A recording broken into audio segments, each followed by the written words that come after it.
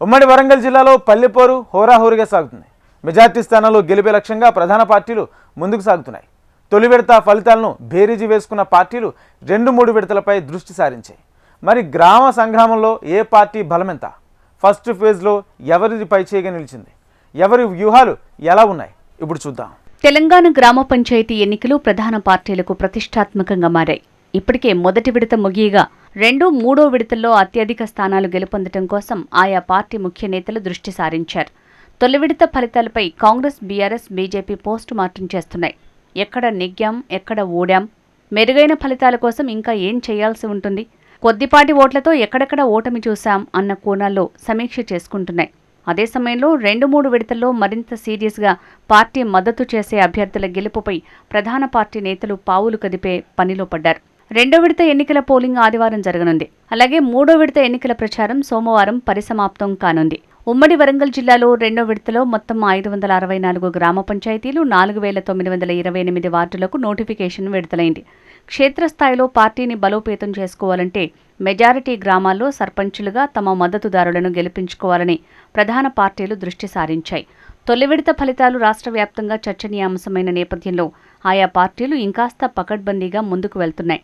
First ఫేజ్లో 50% పైగా గ్రామ పంచాయతీలను అధికార పార్టీ కాంగ్రెస్ గెలుచుకోగా దాదాపు 1200 స్థానాలకు పైగా బీఆర్ఎస్, 180 స్థానాలకు పైగా బీజేపీ, ఇతర స్థానాల్లో స్వతంత్రులు గెలిచారు. తొలి విడత ఫలితాలపై అప్పుడే రాష్ట్ర రాజకీయాల్లో మాటల తూటాలు పేలుతున్నాయి. ప్రజాపాలనకు జనం బ్రహ్మరథం పడుతున్నారని, తమ పాలనకు ఇదే నిదర్శనమని కాంగ్రెస్ నేతలు అంటుంటే రేవంత్ సర్కార్పై ప్రజల్లో విముఖత వ్యక్తమవుతోందని ప్రతిపక్షాలు అస్త్రాలు సంధిస్తున్నాయి. ఉమ్మడి వరంగల్ జిల్లాలో 2వ విడత పల్లెపోరు సైతం హోరాహోరీగా సాగుతోంది. వారం 10 రోజుల నుంచి విస్తృతంగా ప్రచారం నిర్వహించిన సర్పంచ్ అభ్యర్థులు ఓటర్లను ఆకట్టుకునేందుకు అన్ని అస్త్రాలను వాడుతున్నారు. మొదటి విడత ఓటుకు 1500 నుంచి 2000 రూపాయలు ఇచ్చిన అభ్యర్థులు ఆ రేటును ఇప్పుడు 3000 చేసినట్టుగా ప్రచారం జరుగుతోంది. వీటికి తోడు మద్యం, మాంసం కూడా విచ్చలవిడిగా పంపిణీ చేస్తున్నట్టు సోషల్ మీడియాలో వీడియోలు వైరల్ అవుతున్నాయి. ఇదిలా ఉండగా ఉమ్మడి జిల్లాలో సోమవారం సాయంత్రం 5 గంటలకు 3వ విడత ఎన్నికల ప్రచారం పరిసమాప్తం కానుండగా 17న మధ్యాహ్నం 1 గంట వరకు పోలింగ్, ఆ తర్వాత కౌంటింగ్, ఫలితాల వెల్లడి జరగనున్నాయి. ఉమ్మడి వరంగల్లో మొదటి విడతలో మొత్తం 555 గ్రామ పంచాయతీలకు గాను 53 ఏకగ్రీవంగా, మిగిలిన 502 గ్రామ పంచాయతీలకు బుధవారం ఎన్నికలు జరిగాయి.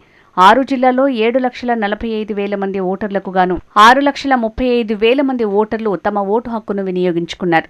మొదటి విడతలో కాంగ్రెస్ మద్దతుదారులైన సర్పంచ్లు 333 చోట్ల గెలుపొందారు. బీఆర్ఎస్ మద్దతుదారులు 148, బీజేపీ బలపరిచిన అభ్యర్థులు 12 మంది సర్పంచ్లుగా విజయం సాధించారు. అలాగే సీసీఐ 1 చోట, స్వతంత్రులు 56 చోట్ల గెలుపొందారు.